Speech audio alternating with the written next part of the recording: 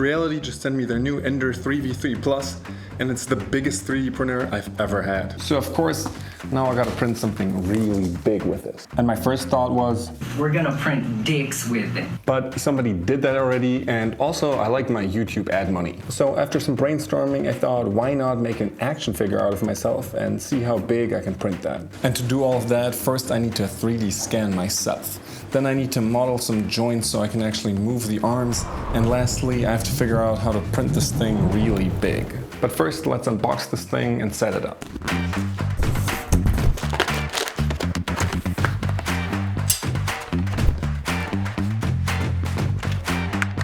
Damn, this thing looks pretty big. All right, the first assembly is done and it took like 20 minutes. Everything went pretty easily. I gotta say, this new aluminum frame looks pretty good, but it's kind of business in the front and then there's party in the back.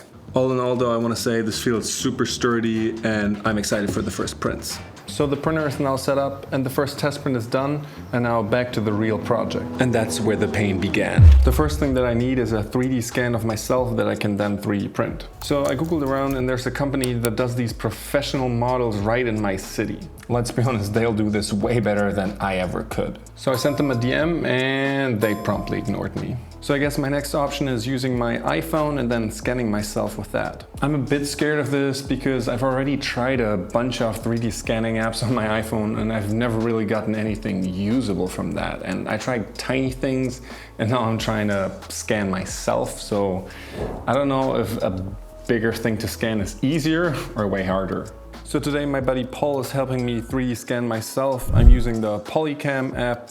And yeah, I have very little idea how to do this, so I think we'll just go for it. First I tried the lighter mode, and then secondly I tried the photogrammetry mode just to see what the differences are and whichever works better. Looking at the results, I have to say I held my arms out because I want to be able to put joints in there and move them eventually, but I don't think I held them very firmly and my whole hands and everything are missing, so I definitely have to do this one again, and yeah, I guess we'll make that happen somehow. But also, just for the fun of it, I'm gonna print out my buddy Paul who helped me. I also scanned him and we'll see how that goes.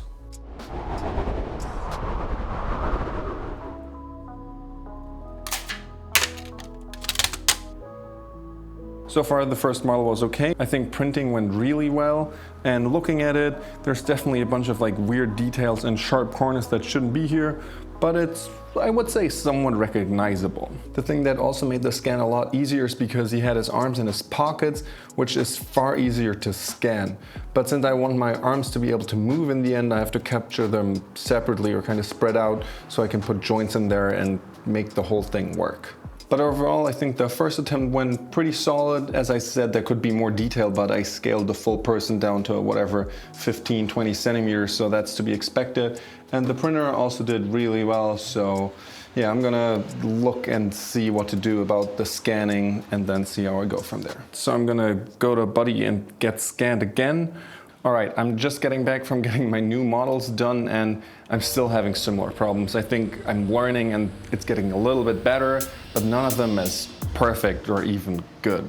So what I think I'll have to do is then mix several different meshes and scans into one really good one eventually. The only problem about that is I have no idea how to do it. I have an iPad app that can probably do that, but I don't really know how to use it yet. During this weekend, I just did another 2 scans with Polycam and I still don't have a result that I'm really happy with.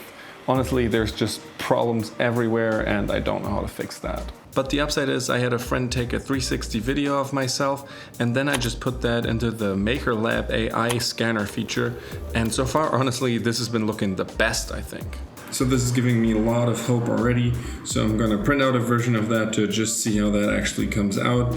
And secondly, I'm gonna start looking at designing the joints. The problem that I'm having here are the sleeves of my shirt, since those kind of like stick out from my arms and I can't really make my arms move without that collide with my body. I just spent a ton of time in Nomad Sculpt and now I have at least my body and 2 arms. And I'm gonna print that and see how it goes. I can definitely say though, that app is completely new to me and I don't get the workflow, so maybe I'll try doing it in Fusion for the next time. but putting it in the slicer, this is how it looks, and I'm gonna be excited how it comes out tomorrow, because this is one of the bigger challenges, and then I just need a really good 3D scan, I think.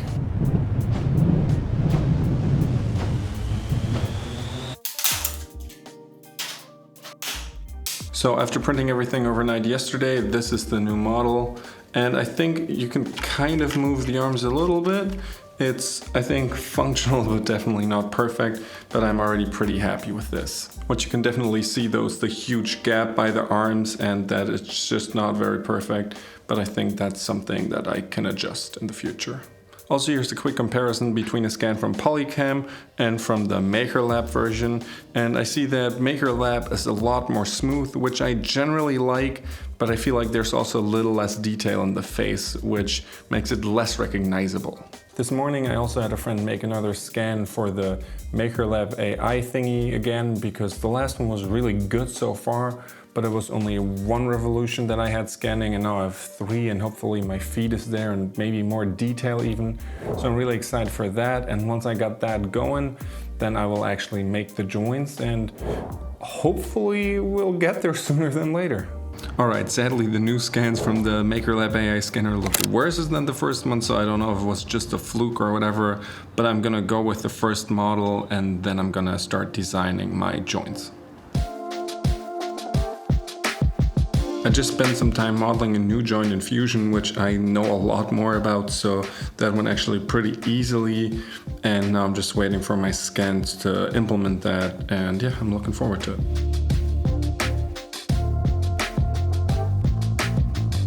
Not sure if I'm doing something wrong right now, but it's insane how slow Fusion is with meshes. I did this before in my iPad and it just worked pretty much well. Maybe there was like 5-second wait or something, and now I've been waiting for like half a minute and it's like 10% done in merging something.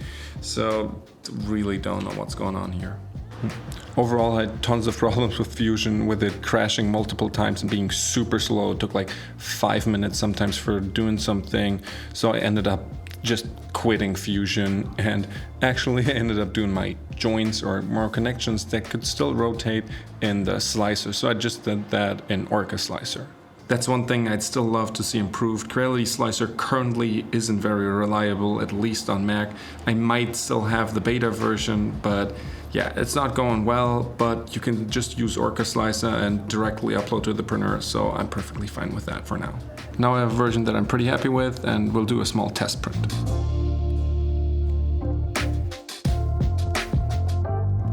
Oh shit. If you ask me, that print did not go too well. I think it's because I'm trying to build this huge thing on just like the tiny feet of my model, and that's why I probably just tipped over, and then everything went pretty badly, but I have a solution for that. I think that I now fixed my problems from yesterday. I split the model in half, which also means I can make it twice as tall, so this is going to be 60 centimeters or about 2 feet high if it actually prints, and it's supposed to take 23 hours, so let's go. V1 of my arm sadly failed just at the end, so we were almost there.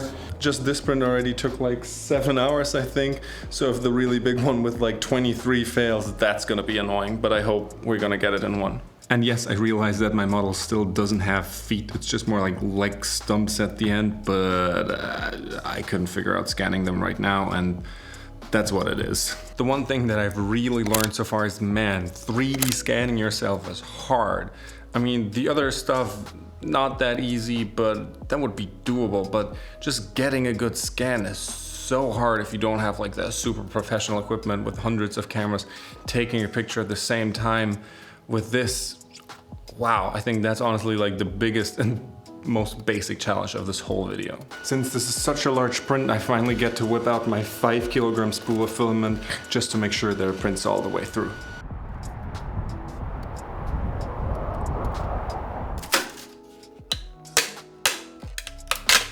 I'm super excited that the first 17-hour print went well, and now we're starting the second.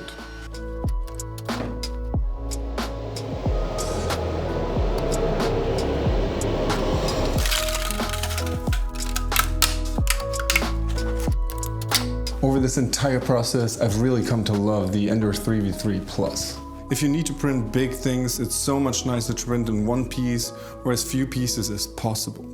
Also, if you're printing a lot, you can fit a lot more on one plate. Before I had to split this Creality bin in 2 parts to fit it on the print bed, but now it would have easily fit onto one. I like the new design and also the open approach by Creality. So if you want to print really big at a good price, this printer is for you.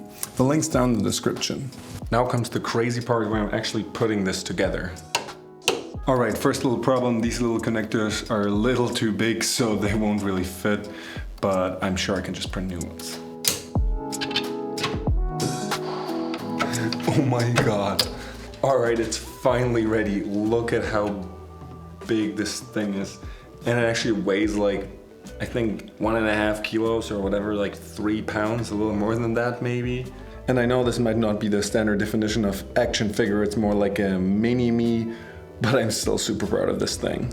And while it really doesn't have that many joints, you can turn the arms perfectly. All in all, the biggest thing that I learned is that 3D scanning yourself, at least with an iPhone, is super hard, if not impossible to get really good. I don't know if I did something wrong. Let me know in the descriptions if you know how to actually do it, but wow, I didn't foresee that problem to be so big, and yeah, it's probably shaped the whole rest of this video. Besides that though, I'm super happy with this little buddy here. I think it's really cool, and I've already had some friends ask me if I could make them one of these too. I gotta say though, I'm not really sure what to do with this thing. Maybe make it a headphone stand? Let me know down in the comments what you think I should do with this.